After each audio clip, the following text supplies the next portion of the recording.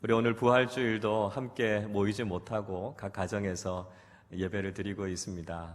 고난의 시간이 점점 길어지면서 많은 분들이 힘들어하고 어려워하고 있습니다. 그러나 우리 주님께서 죽음과 무덤의 절망을 깨시고 부활하지 않으셨습니까? 우리가 그 부활의 주님을 믿고 있다면 우리가 그 어떤 어려움 이겨내지 못할 수 있겠습니까? 우리의 삶 속에 이 어려움이 있지만 부활의 주님과 함께 이 어려움을 이겨내고 주님 주시는 기쁨과 평안을 누리며 살아가는 우리 모두가 되시기를 주님의 이름으로 축원합니다. 영상을 통해서 이미 말씀드렸지만 다시 한번 부활의 소식과 같은 기쁜 소식 여러분들께 전해드리도록 하겠습니다. 4월 26일 주일부터 우리는 현장 예배를 재개하게 됩니다. 이젠 연기가 아니고요. 그때 이제 예배를 시작하기로 결정을 했습니다. 물론 그때가 된다고 해서 상황이 더 나아진다는 보장은 없습니다. 혹시 그래서는 안 되겠지만 상황이 더 악화될 수도 있습니다. 그러나 마냥 기다릴 수는 없겠다 하는 생각이 듭니다. 바이러스도 참 무서운 거지만 우리의 일상이 무너져 있는 시간들이 더 길어진다는 것, 이게 어떻게 보면 우리의 삶에 더 큰 위기가 되지 않겠나 하는 생각이 듭니다. 그래서 이제는 예방수칙을 잘 지키면서 조심스럽게 일상으로 돌아와야 되지 않겠나 하는 판단이 듭니다. 우리 교회는 현장 예배를 시작할 수 있는 모든 준비를 다 갖췄습니다. 사회적인 거리두기 실천할 수 있도록 다 해두었고요. 발열 체크하고 건강 상태 체크할 수 있는 모든 준비들, 모든 규정에 맞게 다 갖추었습니다. 이제 중요한 건 여러분들 건강입니다. 4월 말까지 여러분 건강 잘 지키셔서 우리 4월 마지막 주 함께 예배할 때 건강한 모습으로 다시 만나 뵙고 예배 드리실 수 있기를 바랍니다. 우리가 지금 무엇보다도 바라고 있는 건 코로나19가 빨리 끝났으면 좋겠다, 이런 마음이 있지요. 아마 전 세계에서 많은 사람들이, 거의 모든 사람들이 다 바라고 있는 것 아니겠습니까? 그런데 여러분, 코로나19가 끝나면 정말 모든 문제가 다 해결이 됩니까? 그렇지 않은 것 같습니다. 또 다른 바이러스가 나타나지 말라는 보장이 없습니다. 사실 지금도 굉장히 힘든데 마음을 더 무겁게 해드리는 것 같아서 죄송합니다. 그러나 여러분, 우리는 현실을 직시하셔야 됩니다. 우리는 이번 사태를 경험하면서 또 다른 바이러스 때문에 이렇게 어려워질 수도 있겠다라고 하는 것을 충분히 생각할 수 있습니다. 그렇기 때문에 우리에게는 근본적인 해결책이 필요하다는 것이죠. 그것은 우리 한 사람 한 사람이 전인적인 건강을 갖는 것입니다. 면역력을 키워서 이제는 어떤 바이러스가 공격해와도 우리가 너끈하게 싸워서 이길 수 있는 그런 면역력과 건강을 가져야 되는 것이죠. 그래서 저는 이런 생각해 봅니다. 앞으로 우리 교회가 기독교적 전인 건강 세미나 이런 것들을 좀 가지면 좋겠다 하는 마음을 갖게 됩니다. 우리의 육신, 우리의 마음, 우리의 영혼이 정말 강건해져서 그 어떤 경우에도 하나님께서 주시는 강건함을 잘 지킬 수 있도록 우리가 배우고 실천할 수 있는 이런 정기적인 세미나들을 가지면 좋겠다 하는 생각이 듭니다. 이 전인적 건강이라고 하는 것은 우리 그리스도인들만이 아니라 아마 모든 사람들에게 가장 중요한 주제가 되지 않겠나 하는 생각이 듭니다. 여러분, 또 한 가지 생각해 보실까요? 이제 우리가 4월 말에 현장 예배를 재개하게 되면 이제 우리 신앙생활에 더 이상은 문제가 없습니까? 그동안 예배당에 모이지 못해서 예배 드리기가 어려워서 그래서 신앙생활하기 힘들었는데 이제 예배당에 나와서 예배 드리면 모든 문제, 신앙생활의 문제가 다 해결이 됩니까? 그것도 아닌 것 같습니다. 이번 사태가 일어나면서 저는 제 자신의 모습을 다시 한번 돌아보면서 회개하게 됐습니다. 이런 상황 속에서 우리 교우들이 가정에서 예배를 잘 드리실 수 있을까 염려하고 걱정하는 마음이 들었습니다. 그래서 빨리 교회로 돌아오실 수 있도록 기도했습니다. 그런데 왜 제 마음 가운데 이런 염려와 불안이 있는지 하나님께서 제게 깨닫게 해주셨습니다. 우리 교우들이 든든한 믿음 위에 서서 신앙의 홀로 서기를 할 수 있도록 제가 잘 도와드리지 못했다. 제가 잘 훈련시켜드리지 못했다. 그런 마음이 들었습니다.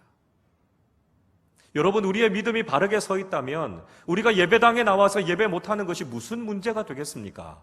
우리가 그 어떤 삶의 자리에 있더라도 하나님 앞에 온전하게 예배드리면 되는 것 아니겠습니까? 교회가 제대로 갖추어져 있지 않았을 때는 다 가정에서 예배드렸습니다. 고난과 핍박이 있는 상황 속에서는 동굴이나 비밀스러운 장소에서 모여서 정말 숨을 죽이면서 예배드렸지만 감격적으로 예배드렸습니다. 초대교회 성도들은 순교한 사람들, 시체들과 함께 묘지에서 예배드렸습니다.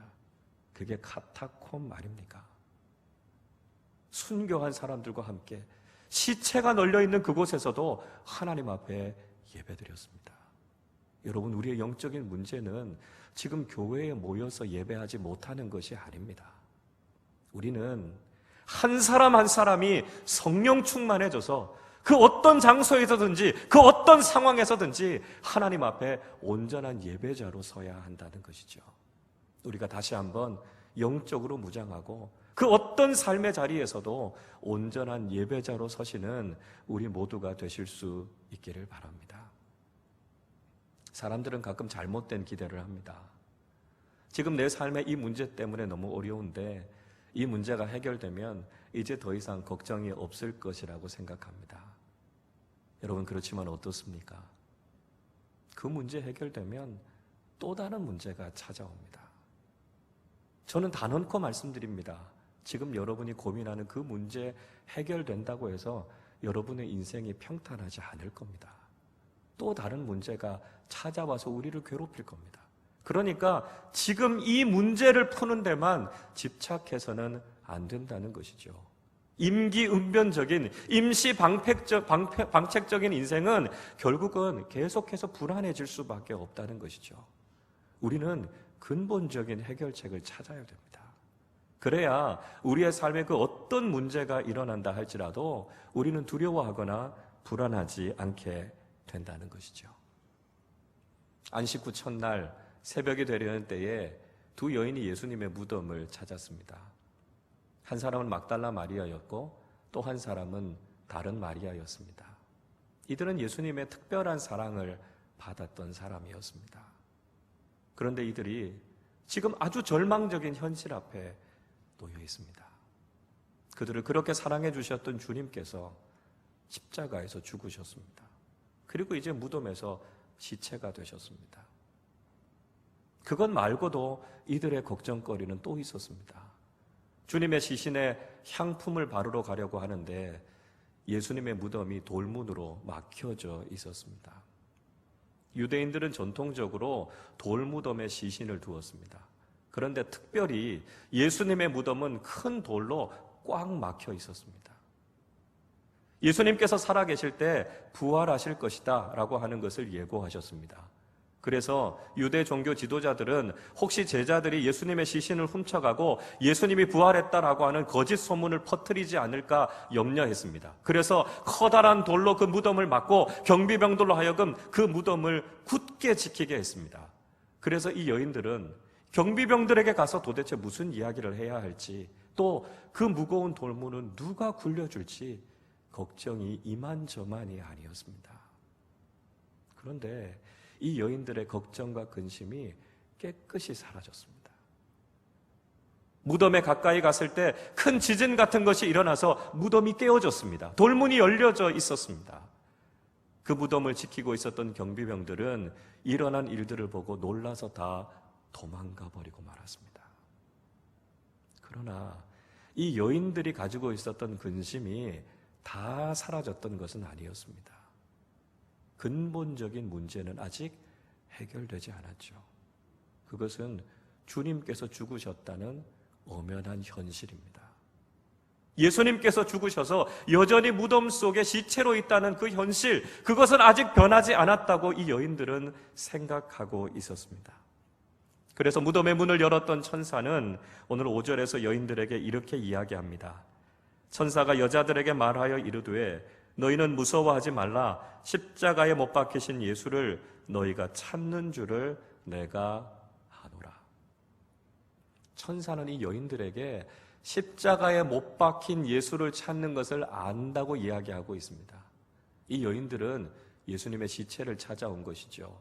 그래서 예수님이 여전히 죽으셨다라고 하는 그 사실, 그 현실에 얽매여 있었다라고 하는 것을 알고 있었습니다.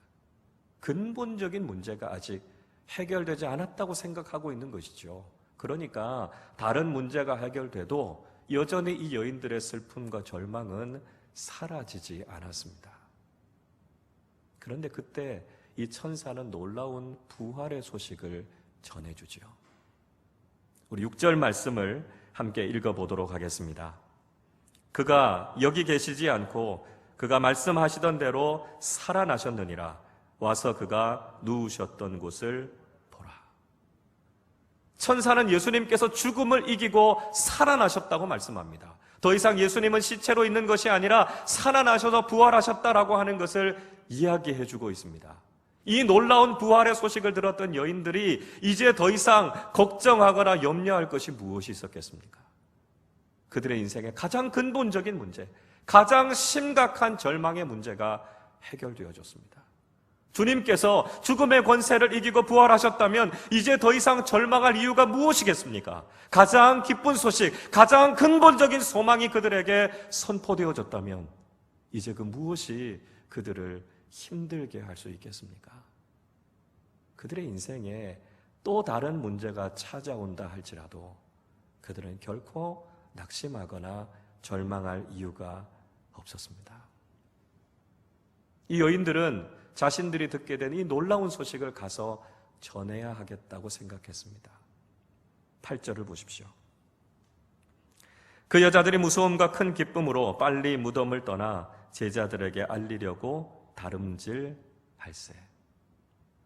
이 여인들에게 무서움과 큰 기쁨이 있었다고 말씀합니다. 우리는 이런 감정을 충분히 이해할 수 있습니다. 놀랄 만한 일이 일어났으니까요. 하나님께서 하시는 일을 경험했으니까요. 인간은 하나님 앞에서 두려워하고 경외감을 가졌을 것입니다. 그리고 그 사랑하시는 주님이 다시 살아나셨다는 소식을 들으니까 무엇으로도 주체할 수 없는 기쁨이 그 가슴에 밀려들었습니다. 죽었다고 생각했던 주님이 살아계시다는 것 얼마나 큰 기쁨이겠습니까? 사랑하는 가족이 죽었다고 생각했는데 기적적으로 살아났다는 소식을 듣고 우리가 지금 병원으로, 현장으로 달려가고 있다면 여러분 어떠시겠습니까? 이런 놀라움과 이런 기쁨이 우리의 마음 가운데 있지 않겠습니까? 그렇게 달려가는 여인들 앞에 부활하신 주님께서 나타나셨습니다. 그리고 물으시죠. 오늘 9절의 말씀 우리 함께 읽어보도록 하겠습니다. 예수께서 그들을 만나 이르시되 평안하냐 하시거늘 여자들이 나아가 그 발을 붙잡고 경배하니. 주님께서 여인들에게 평안하냐 물으셨습니다. 이 평안이라고 하는 말은 히브리어로 샬롬이라고 하는 말입니다. 완전한 평화, 완전한 기쁨의 상태를 이야기하죠. 염려와 걱정이 전혀 없는 완전한 평화의 상태를 이야기하고 있습니다. 우리가 너무나 누리고 싶어 하는 것이죠. 세상에 그 무엇으로도 얻을 수 없는 참된 평안을 주님께서 말씀하고 계십니다. 이 세상 그 무엇으로도 빼앗을 수 없고 이 세상 그 무엇으로 흔들리지 않는 그 평안이 그들의 마음에 있는지를 주님께서 묻고 계십니다. 예수님께서는 평안을 질문하시는 분만이 아니라 우리에게 참된 평안을 주시는 분이심을 알 수 있습니다. 예수님께서 십자가에 못 박혀서 죽으시고 난 이후에 제자들과 사람들은 유대인들을 두려워해서 집에 들어가 문을 꼭꼭 걸어 잠그고 숨어 있었습니다. 두려워하는 제자들에게 부활하신 예수님께서 그 문을 통과해서 들어오셨습니다. 그리고 그들에게 평강을 빌어 주셨습니다. 요한복음 20장 19절은 이렇게 말씀합니다. 이날 곧 안식 후 첫날 저녁 때에 제자들이 유대인들을 두려워하여 모인 곳에 문들을 닫았더니 예수께서 오사 가운데 서서 이르시되 너희에게 평강이 있을지어다. 예수님께서 그들에게 평강을 말씀하셨습니다. 21절에서 한 번 더 말씀하시지요. 예수께서 또 이르시되 너희에게 평강이 있을지어다.